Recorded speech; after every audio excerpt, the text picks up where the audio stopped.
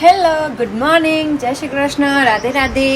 ભાઈ મને ખબર પડો છે તમને હમણાંથી મારા બ્લોગ થોડા ઓછા ગમે છે, કારણ કે મેં જે સિરીઝ મતલબ ચાલુ કરી હતી ગામડાના બ્લોગ બનાવવાની, તો એ સિરીઝ હમણાંથી ભાઈ મારા હચવાતી નહીં, કારણ કે અમે જે જગ્યાએ રહીએ છીએ એ જગ્યાએ એટલું બધું ગામડું નહીં ભાઈ.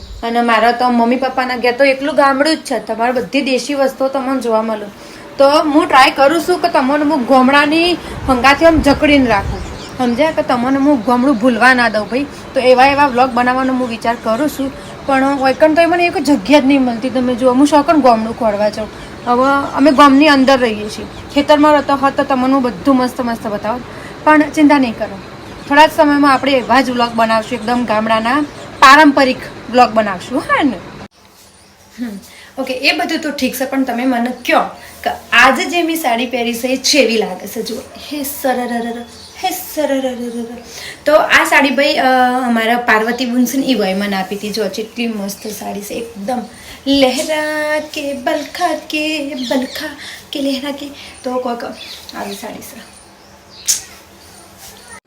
હા, અને અલ્પેશનું કહેવું એવું છે કે હું જાડી થઈ જઈશું ભાઈ, એકદમ. એના મને એમ કહે છે તું ગોલું મોલું થઈ જઈશ, પણ સાચી વાત છે ભાઈ, હું સહેજ જાડી થઈશું. જુઓ, એનું કારણ છે ભાઈ કશું એટલું કોમ નહીં ભાઈ.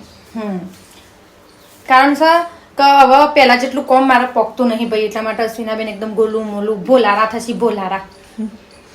હા ભાઈ, અમે ઓબલ્યો ખાવા આવ્યો તો જો ડાય ભાભીના ઈકન કાતરા આ કોટાય છે, કાતરા જો મોટા મોટા એકદમ લાલ લાલ લુમખા, પણ તો જા દેખાતા નહીં.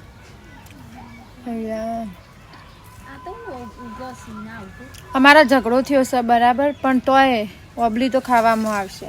અરે જુઓ, ફાઇટિંગ થઈ જાય મારા બે જણોને, પણ મારા માટે ઓબલી પાડું તોય અહીં રહ્યા.